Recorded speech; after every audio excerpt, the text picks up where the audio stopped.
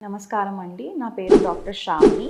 నేను ఆక్సిడెంటల్లో root canal specialist లాగా పనిచేస్తున్నాను. సో ఇవాళ నేను మాట్లాడబోయే ఇంపార్టెంట్ టాపిక్ రూట్ కెనాల్ ట్రీట్మెంట్‌ని ఒక విజిట్‌లో ఫినిష్ చేస్తారా? లేకపోతే మల్టిపుల్ టైమ్స్ రావాల్సి వస్తుందా అని. పన్ను బాగా పుచ్చినాక ఆ ఇన్ఫెక్షన్ పై పొరల వరకే ఉంటే మీకు డెంటిస్ట్ సిమెంట్‌తో ఫిల్లింగ్ చేస్తారు. కానీ ఈ పంటి నరం దాకా ఈ ఇన్ఫెక్షన్ అనేది స్ప్రెడ్ అయితే అప్పుడు మీకు రూట్ కెనాల్స్ ట్రీట్మెంట్ అనేది సజెస్ట్ చేస్తారు.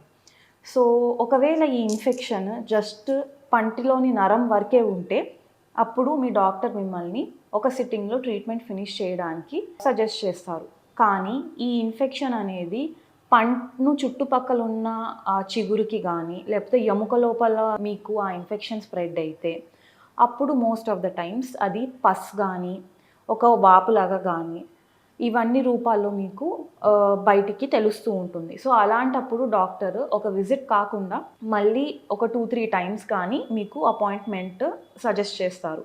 సో ఈ టైం తీసుకోవడం వల్ల ఏమవుతుంది అంటే ఆ ఎముక లోపల ఉన్న ఇన్ఫెక్షన్‌ని కూడా మనం హీల్ చేయడానికి పంటి లోపల మందులు పెట్టుకొని దాన్ని హీల్ చేయగలుగుతాము.